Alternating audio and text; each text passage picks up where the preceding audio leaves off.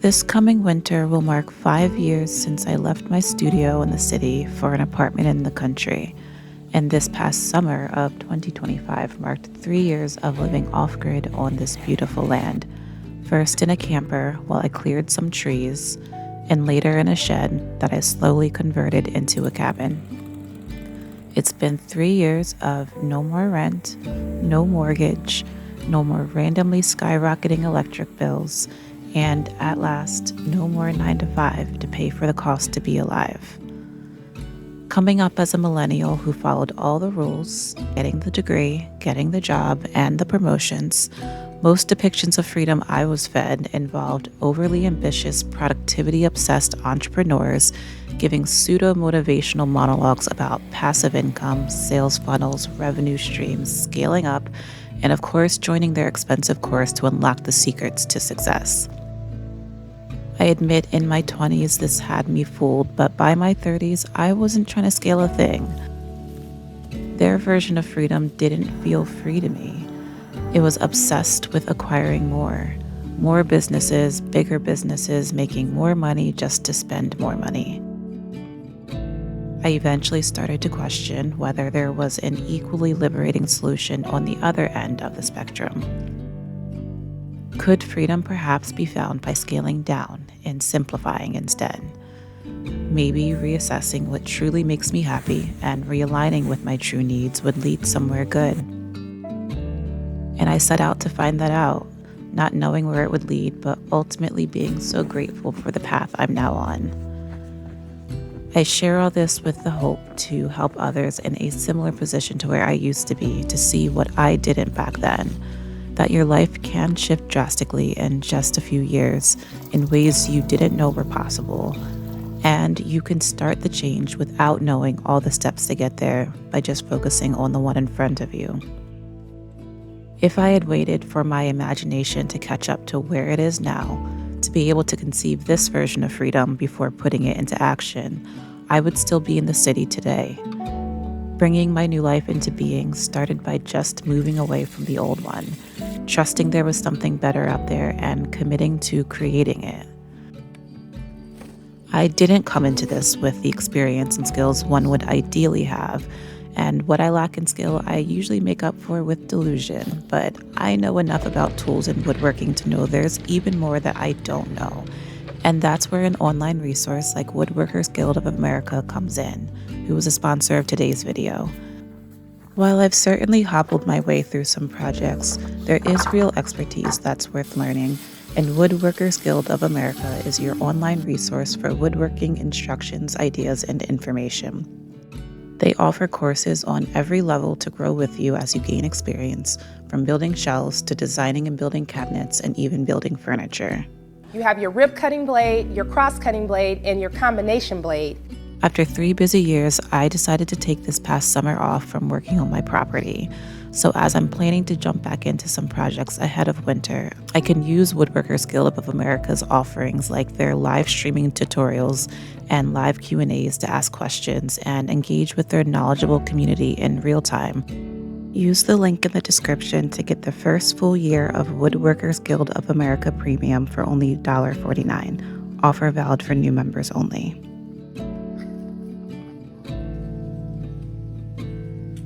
It was in September of 2020 that I decided I wanted to leave the city.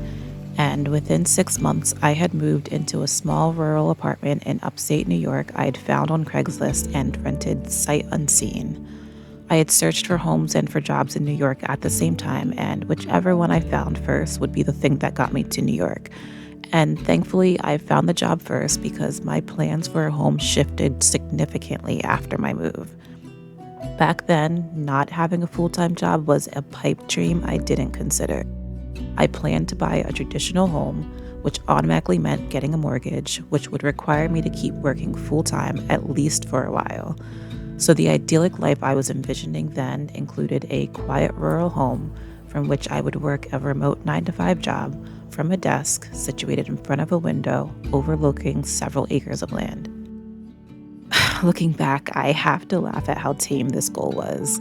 It only included the parts of my vision I thought were possible, not the entirety of what I wanted, but it still set me in the right direction. I didn't own my apartment, but because of COVID, my new job had become remote. So I had, in fact, acquired a quiet rural home where I worked my remote 9 to 5 job from a desk situated in front of a window, overlooking several acres of land. And at that window is where I realized this wasn't the life I wanted. Creeping closer even to these tame goals, I could now see more clearly more possibilities ahead and what I wanted to leave behind. Still working over 40 hours a week, stuck on the wrong side of the window, and still using nature for short temporary escapes wasn't the answer. Good morning. Luckily, during this time, I'd been watching other people here on the internet building cabins, living in vans, renovating homes, camping in the cold, quitting their jobs, and just living out their own versions of freedom. And it kept me empowered to honor the feelings coming up on my own journey.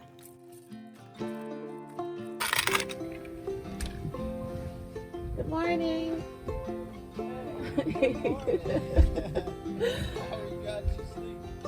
good. How about you?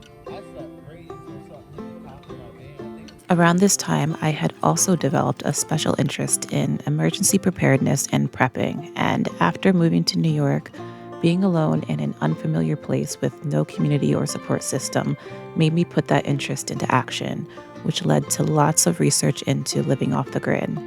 I had no plans to actually live that way, but I learned how it could be done. So when I finally decided that instead of buying a house, the more freeing decision would be to buy undeveloped land and basically DIY my life, I already had insight into some of the options available to me. This feels especially important to note in this age of ChatGPT and AI. We live in a fast-paced world that craves quickness at all costs, but there's so much knowledge to be gained on the way to finding an answer that's just as valuable as the answer we seek. Putting in the time to research and learn at every step of this journey is a huge part of what's made building this life possible. And I hope we can continue to use technology as a tool to connect with other humans and to tap into our collective knowledge, not as a replacement for either.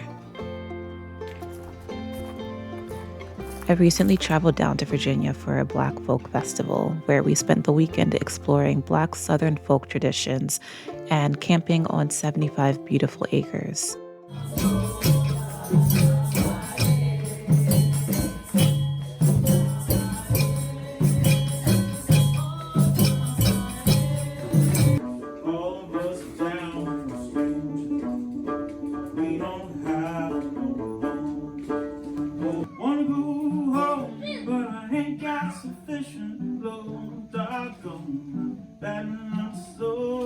Pull the rod back.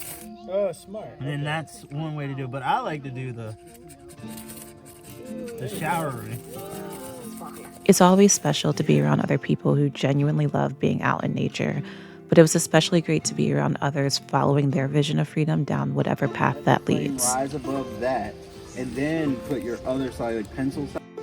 When Tamika decided she wanted to start camping, she went all in and built out a van, putting her engineering career to really good use. And then rebuilt it. Wow. Right? And All here. right. The pressure down, I put a couple vents here and over there, so it helps with heat not building up on the inside too. And it's at James lives full-time in his Astra van that's taken him all over, including a cross-country road trip he just got back from. Lucretia and Khalid also live off-grid with their son and split their time between their home and their van. They were also on the journey west with James, and watching their caravan honestly made me want to head out west myself. Nicole sold her house, bought a converted bus to live and travel with her 2 young children, and Mike and Asha split their time between their urban homestead and their van built out for their family of 4. Seeing so many different people loving on nature and curating their lives to suit their own preferences was another reminder of the many ways of being available to us, and a reminder that we all deserve to step towards our own definitions of freedom, not just the ones prescribed for us. I'm beyond grateful to be on a path that's giving me the space to explore what freedom means to me, and Grateful that I'm continually guided towards a community online and in person that keeps me empowered and inspired on this journey. And if you're watching this wishing you had a similarly minded community where you are, know that there's a whole world of people out here who don't think you're crazy to want something different, something fulfilling, something meaningful out of your one precious life.